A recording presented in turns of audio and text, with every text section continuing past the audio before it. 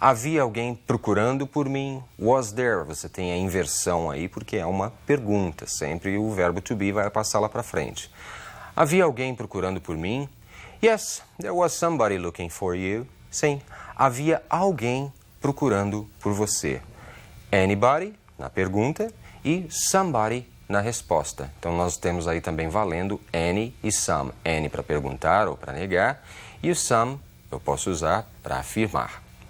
Anybody, somebody. Nós temos aí, então, o uso dos pronomes indefinidos. É uma nova categoria aí de palavras que merece ser memorizada. Anybody, somebody, someone.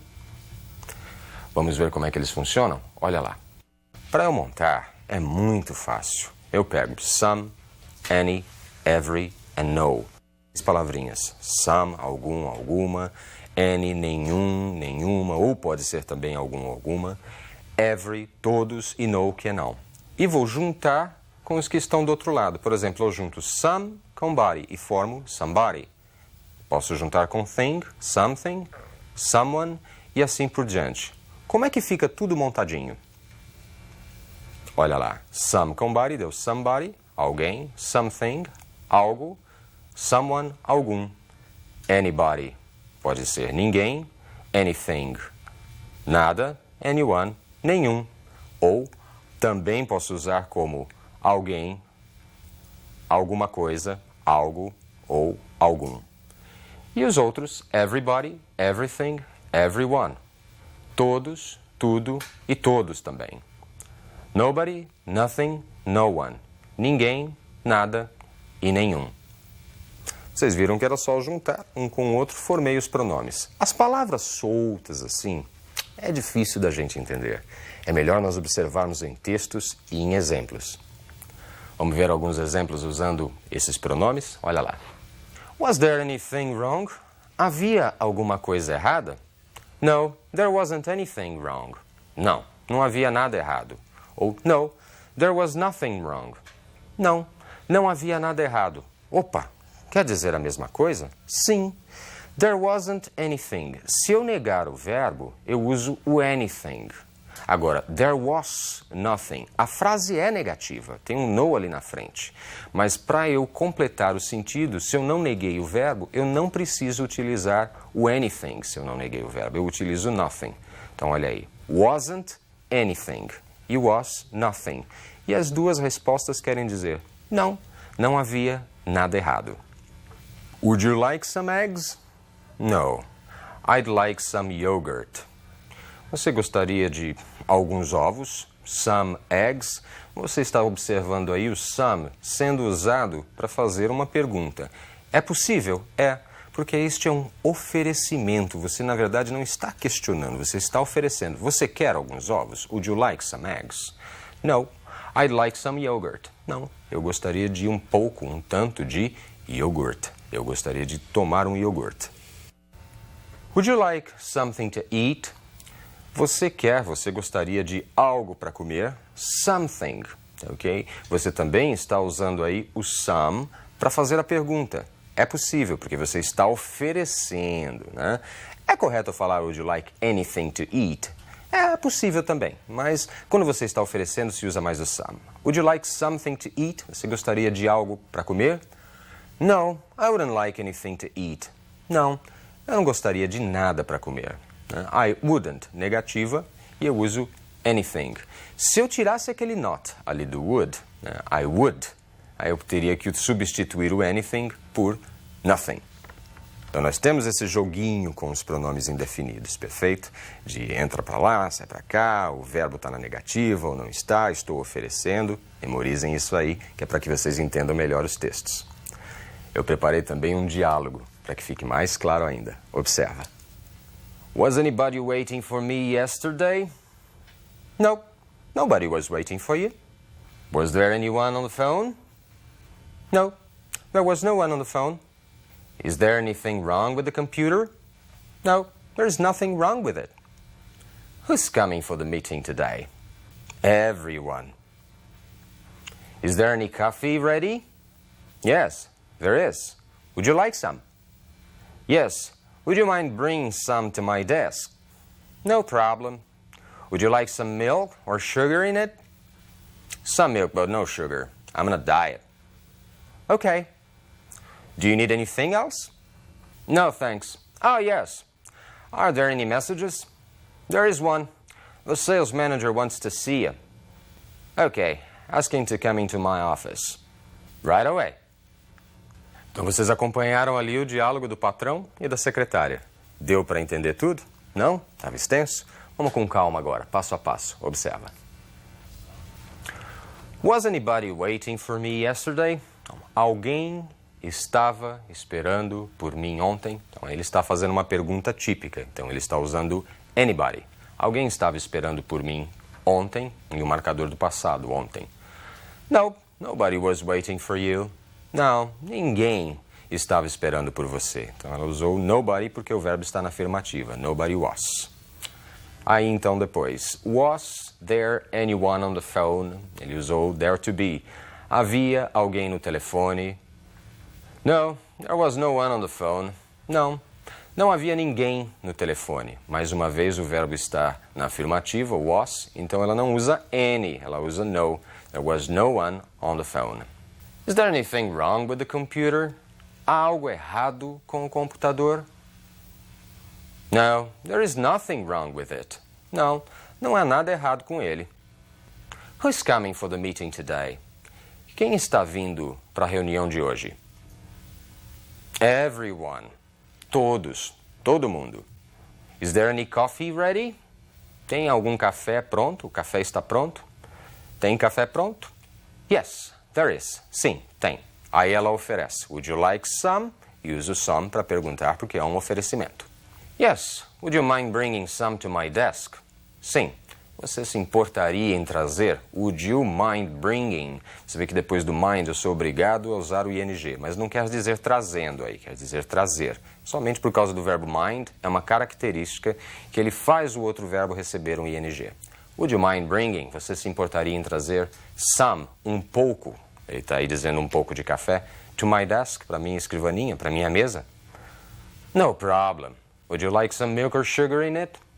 Não tem problema. Você gostaria de um pouco de açúcar ou leite nele?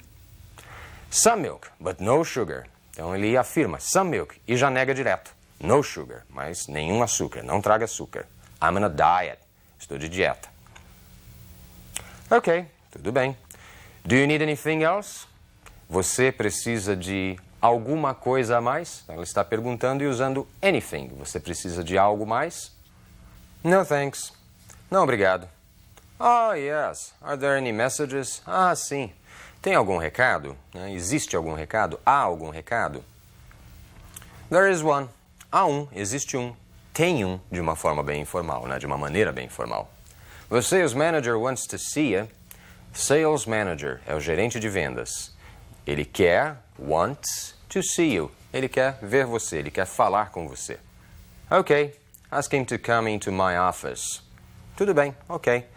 Peça para que ele vá, para que ele entre no meu escritório. Right away. Quase um idiomatismo aí, né? Right, que quer dizer certo, correto, e away, que quer dizer longe, só que os dois juntos, right away, tem um sentido diferente. Imediatamente. Então esses idiomatismos podem aí às vezes oferecer alguns problemas. Right away, você conhece as palavras separadas, mas elas juntas querem dizer outra coisa. Perceberam o tópico da nossa aula hoje? Os pronomes indefinidos, com some, com any, com every e com no. Viram também o dare to be no presente e no passado. Foi bastante conteúdo. Estude bastante para você memorizar, tá ok? Um grande abraço. Tchau, tchau.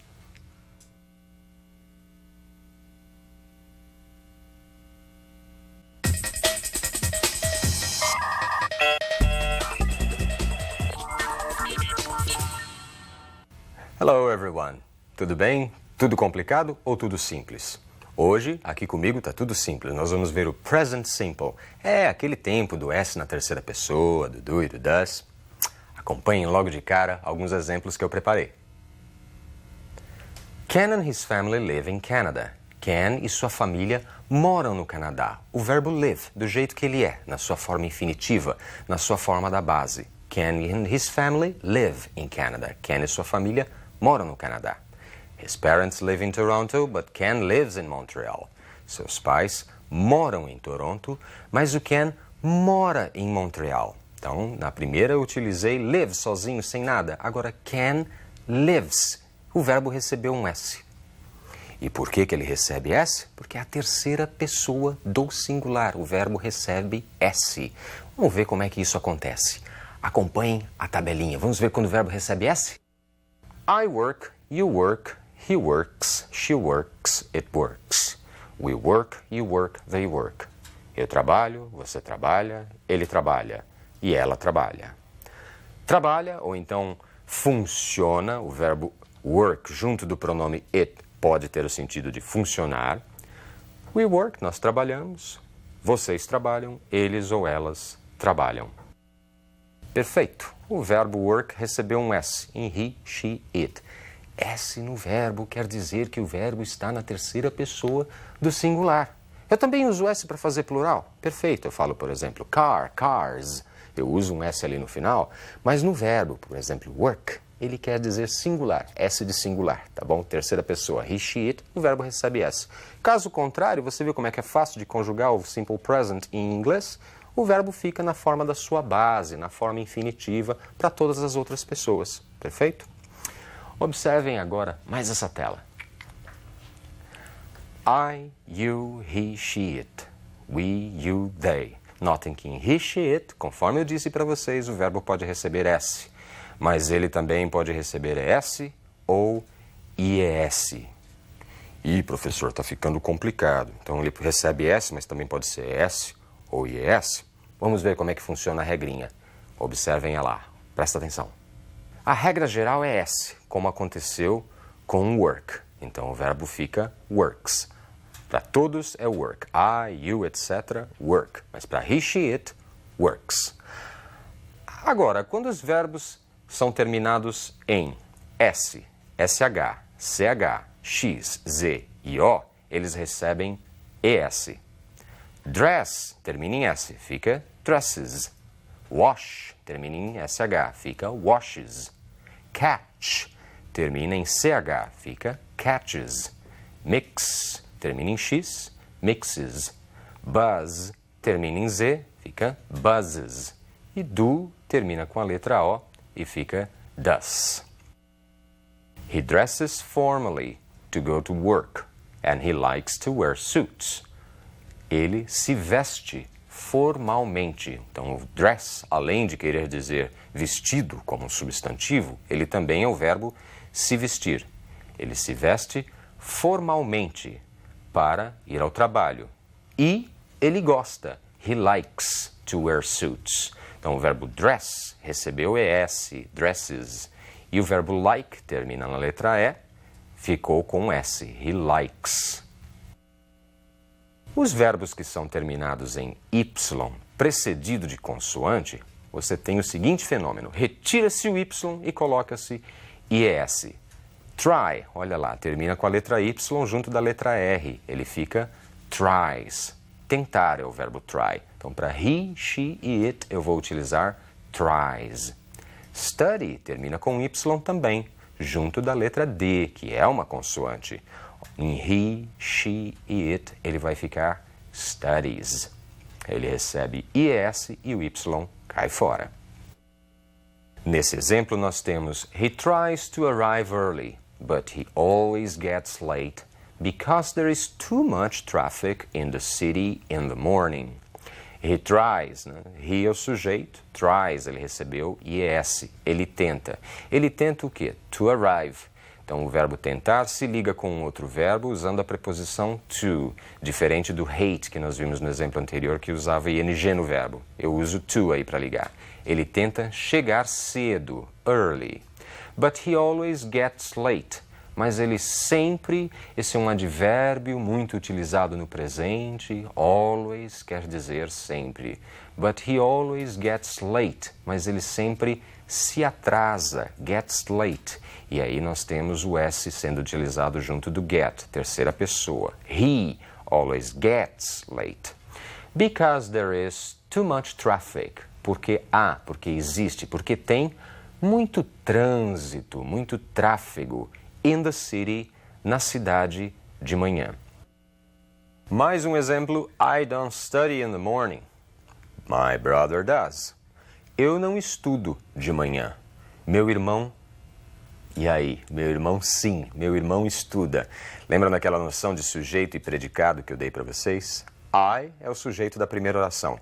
Don't study in the morning é todo o predicado. I don't, isso é uma negação no present simple. Eu estou usando aí o don't para negar. Eu não estudo de manhã. I don't study in the morning. Mas o meu irmão, my brother, does. O meu irmão estuda. Na segunda oração, quem é o sujeito? My brother. E o does é um auxiliar, é o auxiliar do simple present que está substituindo todo o predicado dito na primeira oração. Eu não estudo de manhã. Meu irmão estuda de manhã. Para evitar essa repetição, substitui-se o predicado inteiro por um auxiliar. Perfeito? É importante vocês terem essa noção, porque dentro de um texto isso acontece o tempo todo. Um verbo auxiliar, nós já vimos um pelo menos, que é o verbo to be, agora vamos ver outro, que é o do e does, né? Ele substitui o predicado todo, que você vai encontrar na oração anterior. Então muitas vezes você vê um does ali meio solto, você fala, o que é isso? Volta na oração anterior que você vai descobrir. Ele está substituindo um predicado, ele está evitando a redundância. Falando no auxiliar do e does, olha aí o Professor Mustache. Então, o professor Bigode está aí dando para a gente quais são os auxiliares. Present simple. Então, os auxiliares são esses, do e does. Então, para I, we, you, they, eu uso do. Para he, she, it, eu uso does. O do termina em o, ele recebe s. Como o verbo, o do quer dizer fazer, tá? Do, fazer. Então, I do, eu faço. Como auxiliar, ele vai ter uma utilização especial. Mesma coisa, he does, por exemplo, ele faz, mas como auxiliar, o uso vai ser especial. Thank you, Professor Mustache. Obrigado aí, o professor Bigode, né? E para que fique mais claro, o professor Sidney agora vai mostrar para vocês alguns exemplos. Perfeito? Prestem atenção. Does Lucy study languages? Lucy estuda línguas. Notem que ao utilizar o does, eu passo ele para frente. Não o verbo study. O study fica bonitinho ali depois do sujeito. E ele entra na frente da minha oração para fazer a pergunta. Estou utilizando does porque Lucy é o sujeito, equivale a she e she combina com does. E ao utilizar esse does, o verbo study fica na sua forma da base, no infinitivo, perfeito? Ele fica sem S, ele volta para a forma infinitiva. Does Lucy study languages? Lucy estuda línguas. Então, esse does está me dando a característica da frase interrogativa aí. No, she doesn't. Não, ela não estuda. Tá? Veja que o doesn't substitui a frase toda anterior. Não, ela não estuda. Eu só uso doesn't em inglês e já é o suficiente. Lucy estuda línguas? Não, ela não estuda. E estou usando does mais o not, que eu estou negando. She does. She combina com does. But, mas, her brother does. Então, ela não estuda, mas o seu irmão estuda. Olha lá um outro does no final, substituindo o predicado todinho. Do your parents still work? Não, os seus pais ainda trabalham? No, they don't work anymore. Não, eles não trabalham mais. Não tem problema, né? Eu posso também repetir aí, porque eu quero dar uma ideia mais enfática, né? Eu poderia parar a minha frase. No, they don't. Seus pais trabalham? Não, não trabalham. Acabou. A frase poderia ser interrompida ali. No, they don't. E o don't estaria substituindo todo o predicado que foi dito anteriormente. Mas eu quis ser um pouco mais enfático. No, they don't work anymore. Não, eles não trabalham mais. Because both are retired. Porque ambos estão aposentados. Retired é um falso cognato, né? Parece retirados, mas não é. É aposentados. Retirados só se for do trabalho, não é? Então vocês perceberam que entra a figura do do e do does como auxiliares. Eles dão uma ajuda na minha frase. Ajudam eu a negar, a perguntar e também a substituir redundâncias. Perfeito? Vamos ver então agora um texto e como que funciona o present continuous e o simple present at the same time, na mesma hora. What's in a name? Ó, uma citação do Shakespeare aí, né? Que bonitinho, vocês já estão estudando Shakespeare comigo, né? O que tem num nome? O que há num nome. The new baby name book. So, you're expecting a baby and you're still choosing a name. Your child's name is going to affect his or her future. So, you don't want to make a mistake. You've heard reports that teachers give better grades to David and Karen than to Elmer and Gertrude. Relax. Now there's help. Sue Browder's new book. She tells us that those reports about teachers are probably wrong. However, that a special name helps a child develop self-esteem. Já deu para sacar o sentido do texto? Não, tem problema. Vamos ver precisamente o que ele quer dizer? The New Baby Name Book. Então, é o novo livro de nomes de bebês. So you were expecting a baby. Então, você está esperando um bebê. And you're still choosing a name. E você ainda está escolhendo um nome. Frases no present continuous. You are choosing. You are expecting. Your child's name is going to affect his or her future. O nome do seu filho vai afetar o seu futuro. So, you don't want to make a mistake. Então, você não quer fazer um erro, cometer um erro. You've heard reports that teachers give better grades. Você já viu depoimentos que professores dão notas melhores to David and Karen, para nomes como David e Karen, than to Elmer and Gertrude, do que para Elmer ou Gertrude. Relax, relaxe. Now there is help. Existe ajuda agora. Sue Browder's new book. O novo livro de Sue Browder. É esse o livro que nós estamos vendo, né? She tells us that those reports about teachers are probably wrong.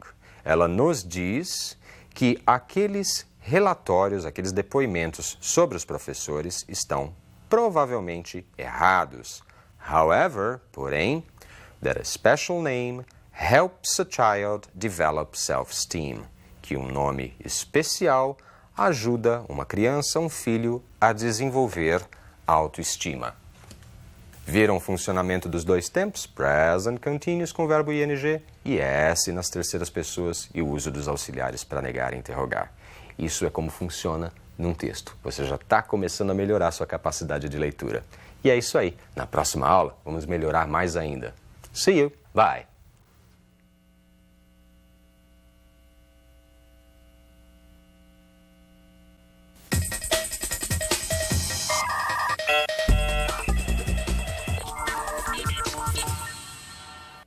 E aí, pessoal, tudo bem? How are you? Fine? Legal. Hoje nós vamos estudar o passado da língua inglesa, ou seja, o simple past. Porque uma forma de passado nós já vimos. Já vimos o passado do verbo to be, was, you were, formando o past continuous. Porém, hoje nós vamos ver o simple past, o passado simples em inglês. Tempo, aliás, muito utilizado. Prestem atenção nos exemplos. We left yesterday morning and arrived last night. We left, nós saímos. Yesterday morning, ontem de manhã. And arrived last night. E chegamos ontem à noite. She worked hard yesterday, therefore she went to bed early. She worked, ela trabalhou. She worked hard, ela trabalhou muito, yesterday, ontem. Therefore, she went to bed early.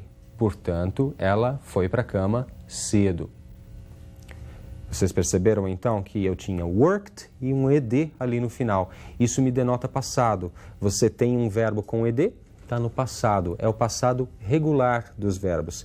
No primeiro exemplo, nós vimos o left, que é o passado irregular do verbo leave. Passado regular, passado irregular. Como é que é isso? Dá uma olhadinha nessa tabela.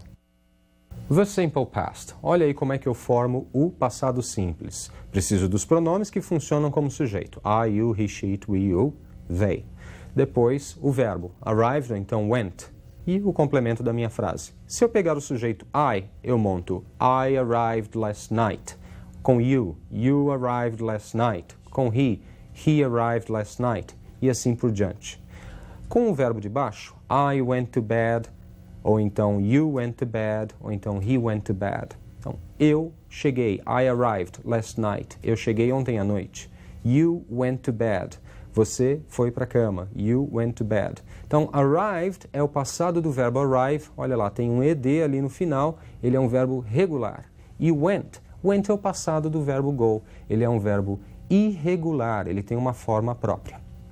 Então, os verbos irregulares são aqueles que têm a forma própria. Passado de go é went, passado de leave é left, e assim por diante. Vocês podem descolar tabelinhas aí para dar uma estudada e tudo mais, né? Mas o mais interessante é que vocês leiam bastante, leiam textos para que vocês aprendam estes verbos contextualizados.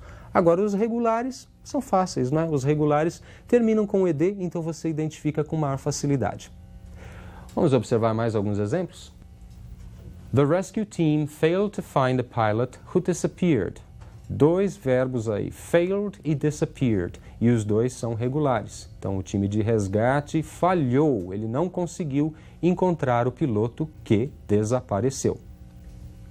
When he came home, he ate a huge dinner. Então, quando ele chegou em casa, ele fez uma grande refeição, ele comeu um grande jantar, ele fez uma grande refeição. Dinner é o jantar e ate é o passado irregular do verbo eat e came é o passado irregular do verbo come. Nós temos um verbo auxiliar também no passado, que é o did. No presente, do e does. E no passado, did. Olha como é que se escreve o did. Super fácil. D. E eu vou usar esse did na mesma forma que eu usava o do e does no presente. Eu uso did para fazer perguntas, eu uso did para fazer negações. Só tem um auxiliar no passado. Ele acompanha todos os pronomes, todos os sujeitos. Como os verbos também. Arrived serve para todos. I, you, he, she, it. Went serve para todos. É diferente do simple present, que você tinha aquela história do S na terceira pessoa. Nós não temos que nos preocupar com isso no passado. Só com a questão do verbo ser regular ou irregular. Vejam aí mais alguns exemplos. We stayed in Toronto, but we did not stay at a hotel.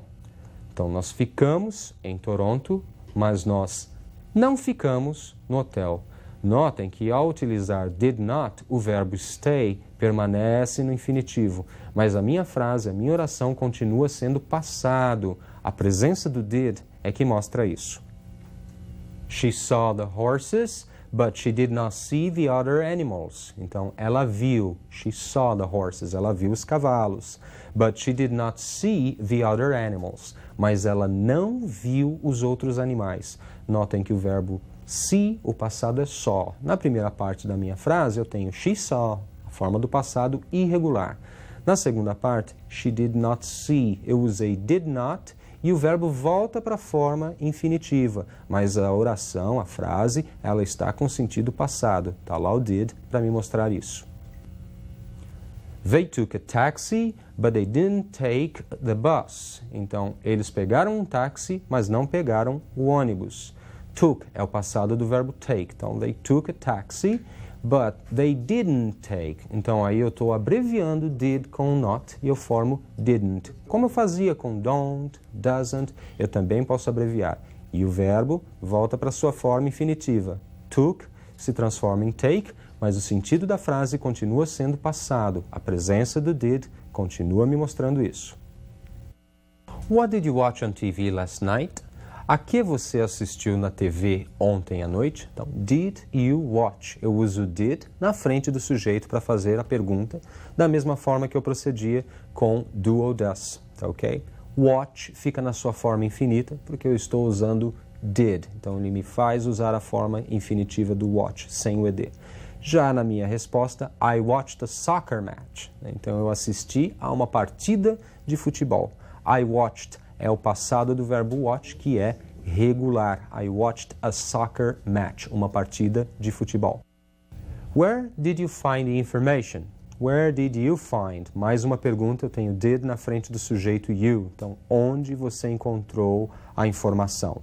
Where did you find the information? I found it in a website.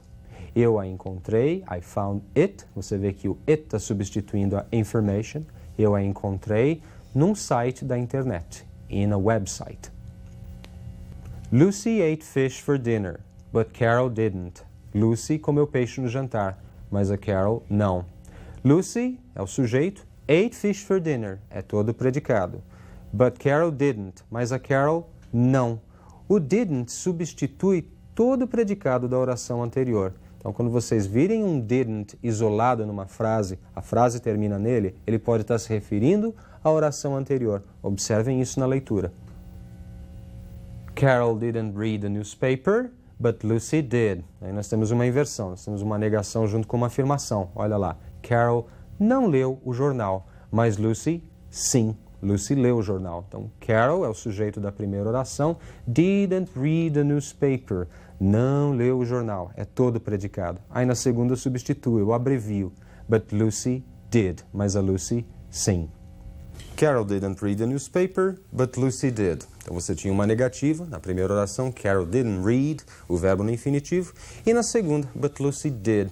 E esse did que está sozinho substitui todo o predicado da primeira oração. Então prestem muita atenção quando vocês tiverem auxiliares tipo do, does, sozinhos na frase. Eles podem estar substituindo todo o predicado da oração anterior. Perfeito? E essa remetência, quando você consegue olhar para a oração anterior, é que você descobre o que é aquele auxiliar, ao que ele está se referindo.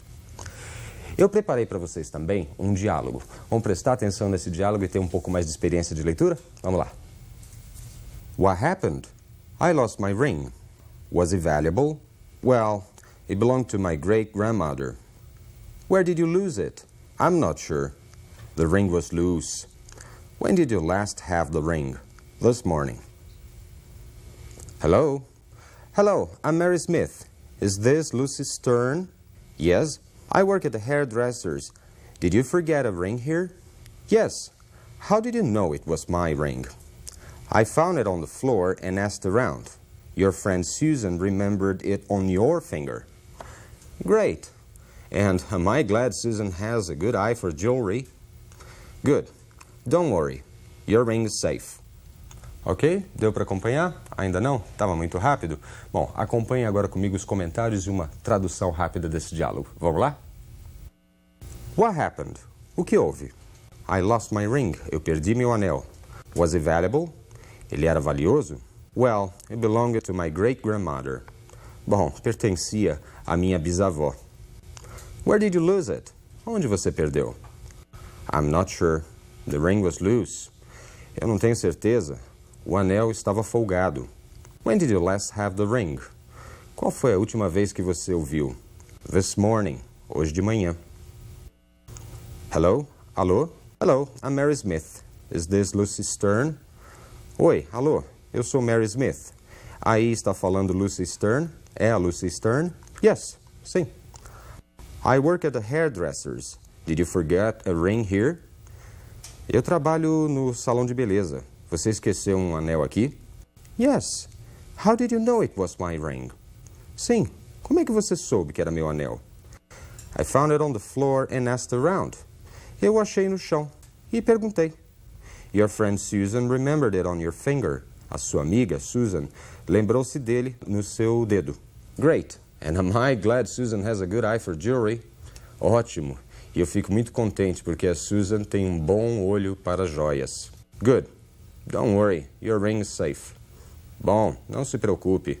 O seu anel está seguro. Ok? Vocês acompanharam a tradução e viram que, para eu entender o texto, para eu conseguir desmembrar esse texto e ter uma boa compreensão, muitas vezes eu sou obrigado a não seguir aquela literalidade, né? Eu não posso traduzir literalmente, palavra por palavra. Algumas adaptações são necessárias. Se bem que o ideal mesmo é que você, aos poucos, vá começando a ler sem traduzir. E eu vou dando algumas dicas para você. Falando nisso, vamos observar mais um texto agora. Olhem lá. Maria Sklodowska left Poland and moved to Paris when she was 24. While she was studying at the Sorbonne, she met physicist Pierre Curie. She was going to return to her country after her studies, but the two scientists fell in love and got married. While they were raising their two daughters, they were also doing research on radioactivity. In 1903, the Curies won the Nobel Prize in Physics for their discoveries. Você já percebeu que o assunto é um tanto quanto familiar, não é isso? Você deve ter percebido também que dá para entender alguma coisa já do texto, porque você conhece o assunto em algumas palavras, não é isso? Agora vamos traduzir esse texto. Vamos lá. Maria Sklodowska saiu da Polônia e mudou-se para Paris quando tinha 24 anos. Enquanto ela estava estudando na Sorbonne, ela conheceu o físico Pierre Curie. Ela ia voltar ao seu país depois de seus estudos, mas os dois cientistas se apaixonaram e se casaram. Enquanto eles estavam criando suas duas filhas, eles também faziam pesquisas sobre a radioatividade. Em 1903, o casal Curie venceu o Prêmio Nobel de Física por suas descobertas. Percebeu a integração entre o Simple Past e o Past Continuous? Juntando os dois, formamos um belo de um texto. E é isso, né? São os textos que vão estar caindo nos vestibulares. E é com eles que nós temos que nos preocupar. Perfeito, gente. Nos vemos na próxima aula. Bye, bye.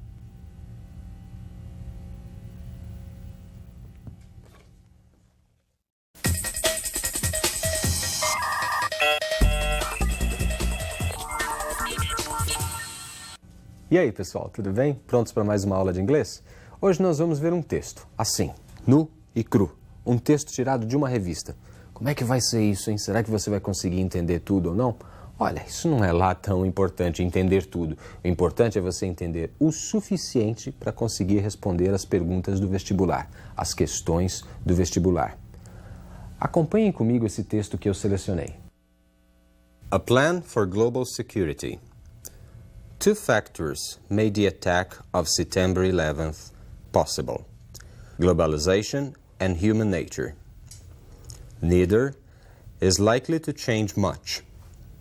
As long as we live in an open, accessible, interconnected world, and as long as there are evil men and women, we will face the specter of international terrorism. Even if Al-Qaeda is destroyed, even if other terrorist groups are disrupted, even if some of their state sponsors are punished, we will live with the knowledge that it can happen again and again. Free trade, the technological revolution, the information superhighway, all these wondrous aspects of the open world economy make it easier than ever before to penetrate and disrupt it. As we have painfully discovered, one explosion, strategically placed, can cause massive harm.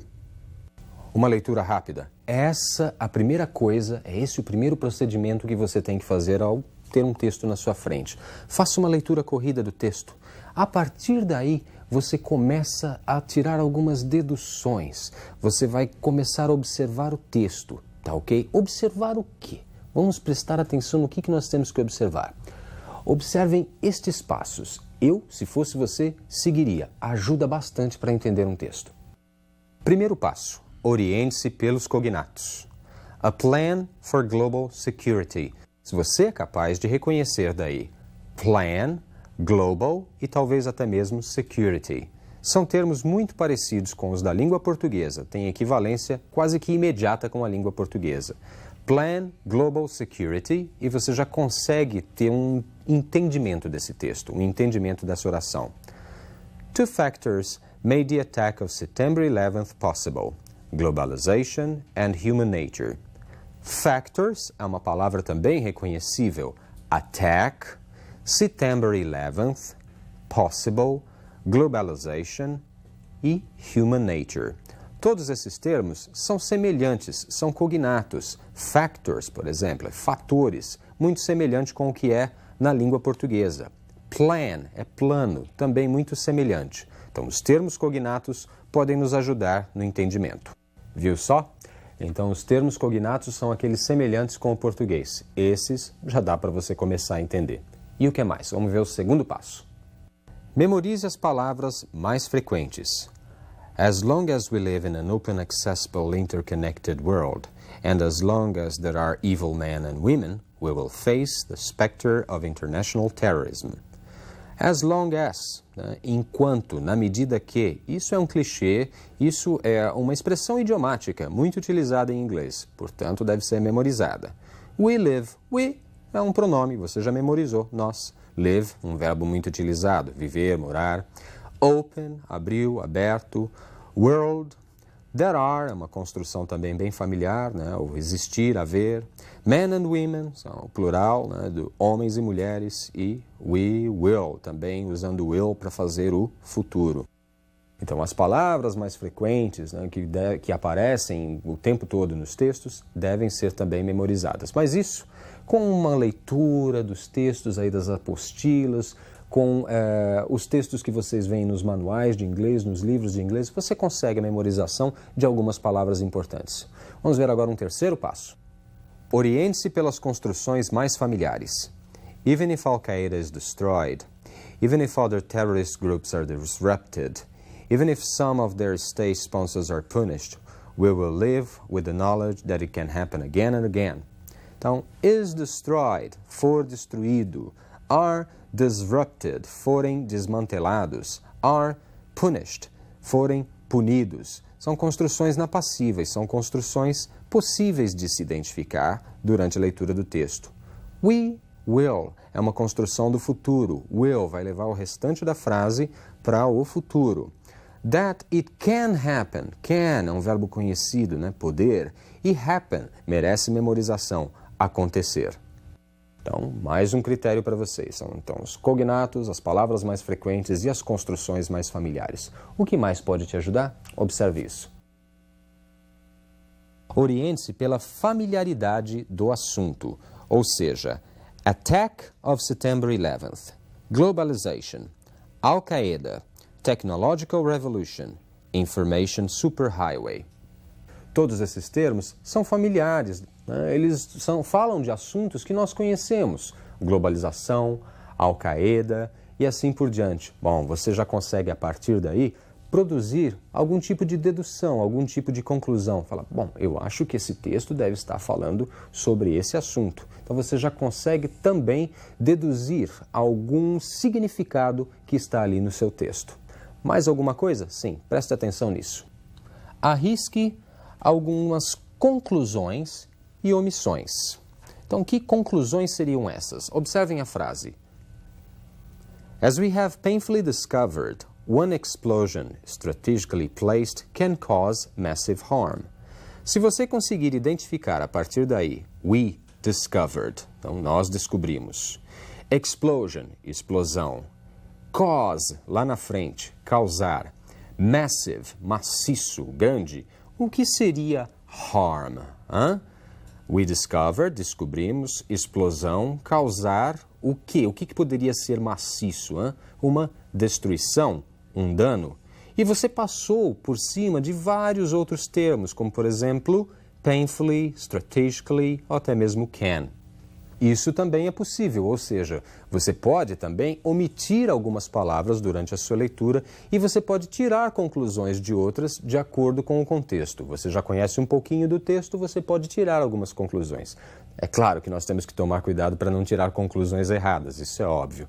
Mas eu acho que com um pouco de insistência, um pouco de prática, nós conseguimos chegar nesse objetivo.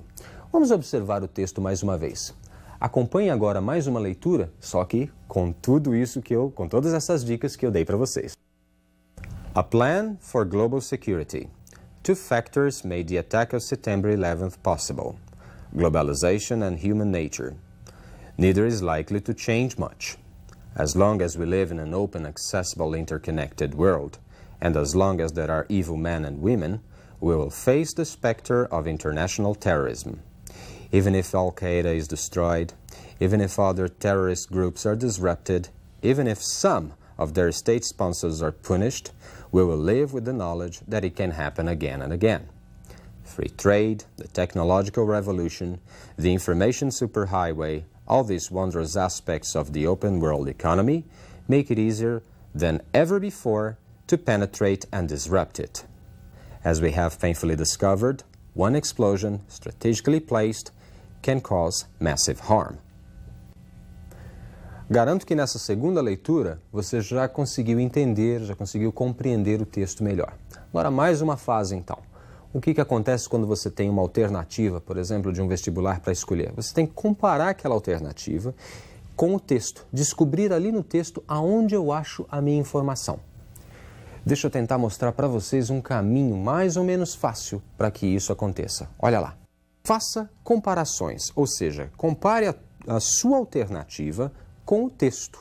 Por exemplo, a globalização e a natureza humana são fatores que explicam o ataque de 11 de setembro. Aonde isso é dito no texto, ou aonde esse assunto está no texto? O mais próximo é essa oração. Two factors made the attack of September 11th possible: globalization and human nature. Só que ali no meu texto eu tenho a palavra possible, ou seja, possibilitar, tornar possível. E, na minha alternativa em português, ou seja, na minha oração em português, eu tenho explicam, o que é um pouco diferente. Então, essa alternativa não seria uma boa alternativa para você dizer que ela é verdadeira. Então, uma coisa é você dizer que esses fatores explicam, ou explicaram, ou explicavam, ou você dizer que esses fatores possibilitaram ou possibilitam. Então, na sua alternativa ali você tinha explicam, está no presente, e no texto tornaram possível.